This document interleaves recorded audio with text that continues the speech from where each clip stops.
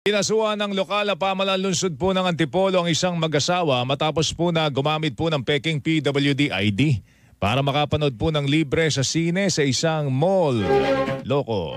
Ayon kay Antipolo City Public Information Chief Relly Bernardo, kinasuhan po ang mag-asawa ng paglabag sa Article 172 ng Revised Penal Code dahil po sa falsification at paggamit po ng peking public document.